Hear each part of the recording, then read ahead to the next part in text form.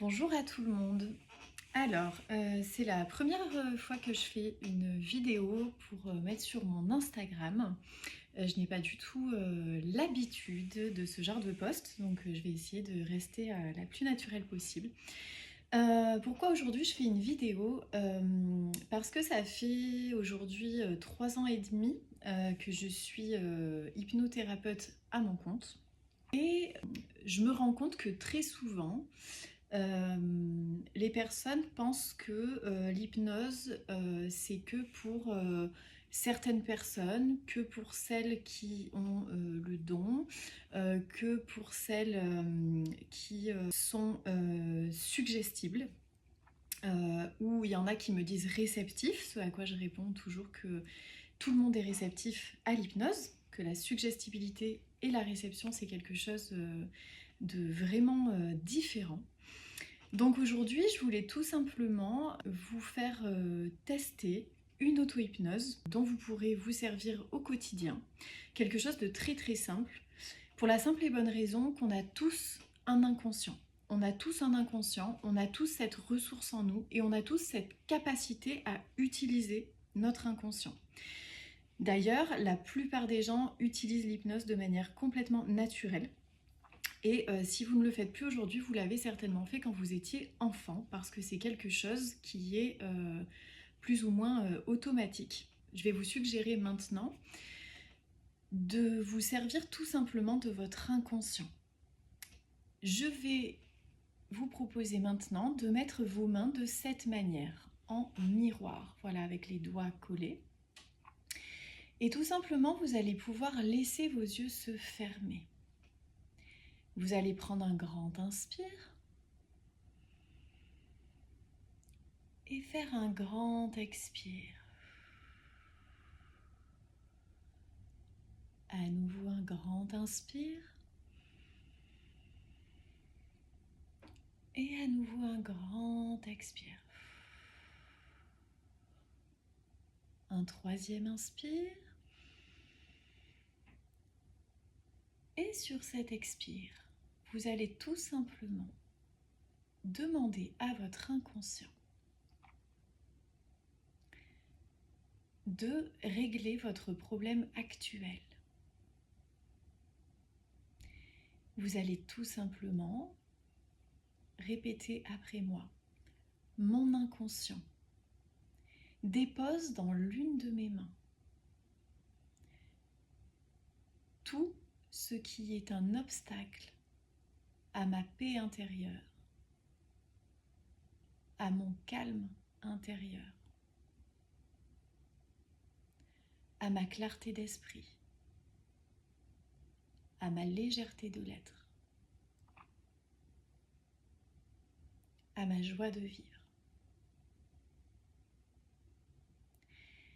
Et déjà, si juste vous observez cette vidéo et que vous me regardez, vous pouvez voir que déjà, une de mes mains commence à modifier sa position de manière complètement automatique. C'est pas du tout moi qui fais bouger ma main.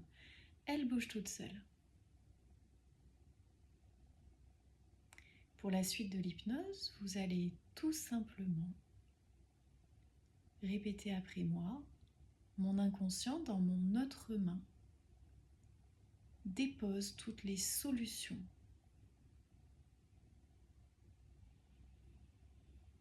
pour qu'à nouveau,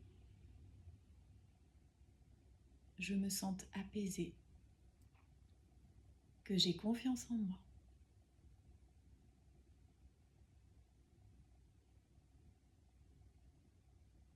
Que la clarté d'esprit revienne en moi.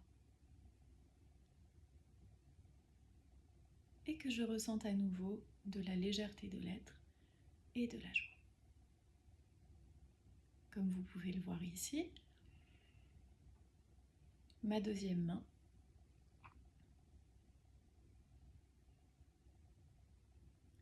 change sa position. Et à présent, vous pouvez voir que mes deux mains se rapprochent.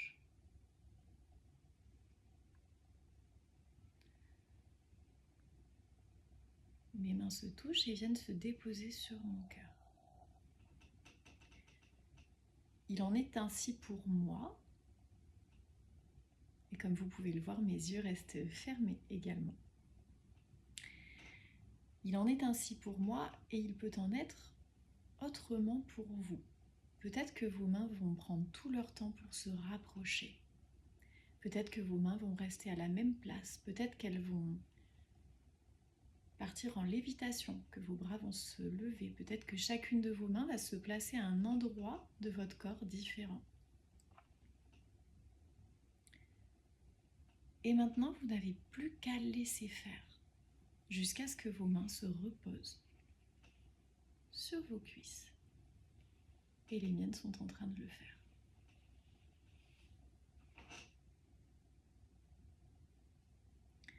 À un moment donné, comme ça vient de le faire ici, vos yeux vont s'ouvrir, tout simplement. Comme vous l'avez compris, le but de cette auto-hypnose est de laisser l'inconscient faire, travailler, pour que tous les problèmes, les blocages, le mal-être qui se trouve dans une des mains rencontrent les solutions, les énergies d'apaisement et tout ce que l'inconscient aura mis dans l'autre main. Ce pourquoi, dans la majorité des cas, les mains vont se rapprocher. Mais elles peuvent aussi tout simplement travailler à distance. Ici, vous pouvez voir qu'il ne s'agit pas d'avoir de grandes connaissances en hypnose pour pratiquer un tel exercice. Et vous pouvez tout simplement aussi constater que j'ai demandé à mon inconscient de déposer tout ce qui est un obstacle, en gros, à mon bonheur. Et de l'autre côté, les solutions. Vous pouvez voir que je n'ai pas suggéré de solution à mon inconscient parce que l'inconscient est beaucoup plus subtil que notre cerveau conscient. Là où nous, on ignore ce dont on a besoin, lui, il le sait.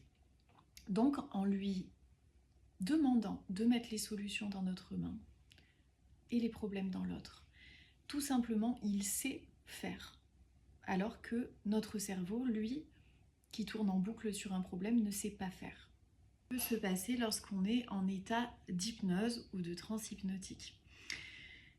Il y a vraiment des signes qui sont vraiment typiques de l'état d'hypnose, de la transe hypnotique, et notamment l'hypersalivation. D'ailleurs, vous avez peut-être dû m'entendre déglutir plusieurs fois. Les paupières qui clignent, qui papillonnent, et les gestes involontaires, c'est-à-dire les doigts qui se mettent à bouger tout seuls ou les mains. D'ailleurs, vous pouvez voir que moi, en état d'hypnose, j'ai un de mes doigts qui bouge de cette manière et c'est vraiment complètement automatique. Vous pouvez expérimenter tout simplement cette auto-hypnose chez vous et vous rendre compte qu'il n'y a pas besoin d'avoir de grandes connaissances en hypnose, d'être pro en hypnose, ou encore d'être suggestible pour réaliser cela. Pour moi ici, ça a été très rapide parce que j'ai l'habitude de faire de l'auto-hypnose tous les jours et pourtant je suis quelqu'un de semi-suggestible. Ça veut dire que sur moi, par exemple, l'hypnose de spectacle ne marche pas parce que je maîtrise vraiment mon inconscient et que donc je ne suis pas à la lettre les suggestions des personnes. Pour vous, laissez votre corps faire. Votre corps va réagir à sa manière, votre inconscient va réagir à sa manière. Il est tout à fait aussi possible qu'une émotion sorte à un moment donné. Il est tout à fait possible qu'il y ait une envie de pleurer ou voilà, de ressentir des choses en particulier et c'est complètement ok. Laissez bien travailler votre inconscient jusqu'au bout. Et de toute manière, puisque votre inconscient ne va pas vous mettre en danger, si jamais il y a un sujet trop compliqué à traiter, soit ça va bloquer, ça ne va pas marcher, soit ça va le faire qu'à moitié parce que du coup ce sera important pour vous, votre inconscient jugera qu'il sera important pour vous d'aller consulter un thérapeute. Je rappelle aussi que cet exercice d'auto-hypnose sert vraiment à la gestion émotionnelle au quotidien, mais que cela n'empêche pas d'avoir besoin à un moment donné d'aller consulter. Et comme je vous dis, l'inconscient a vraiment ses limites lorsque c'est quelque chose de trop difficile. En général, il va bloquer ou apaiser certaines choses, mais ne pas aller travailler en profondeur. Donc voilà. Dans le lot des personnes qui vont voir cette vidéo et qui vont avoir l'envie de tester, je pense aussi que tout naturellement, il va y avoir des personnes qui vont avoir peur, d'une par rapport aux croyances limitantes qu'on peut avoir par rapport à l'hypnose, et ensuite pour aussi la méconnaissance et la peur de l'inconnu, ce qui est complètement normal. Cependant, j'invite quand même les personnes qui seront intriguées par cette technique et par l'auto-hypnose à venir me consulter, donc soit en visio, soit en cabinet, pour pouvoir apprendre cette technique, apprendre à la maîtriser et à ne pas en avoir peur, parce que c'est réellement un petit bijou que d'avoir l'outil de l'auto-hypnose en poche dans sa vie de tous les jours. Ensuite, par rapport à des problématiques et des traumatismes qui seraient trop importants, je recommande également de venir plutôt consulter plutôt que de traiter ces problèmes, des choses trop difficiles et trop traumatiques par auto-hypnose. Voilà. Dans la lignée de ce post, je pense faire un prochain post également par rapport à la libération émotionnelle, qui est quelque chose que je pratique et que je fais pratiquer à mes patients en cabinet. La libération émotionnelle qui est, lorsqu'on en parle comme ça, quelque chose qui paraît très compliqué, voire hors de portée, alors que c'est réellement un jeu d'enfant. Donc voilà le thème de mon prochain post, pour ceux que ça intéresse, pour pouvoir libérer les émotions et aussi comprendre le but de la libération émotionnelle, qui est finalement, pour moi, de mon point de vue, un automagnétisme ou une forme d'auto-hypnose. Voilà, si vous pensez que ce post est susceptible d'intéresser certaines personnes de votre entourage, n'hésitez pas à faire circuler. Et je vous souhaite à tous une très bonne journée et vous dis à bientôt.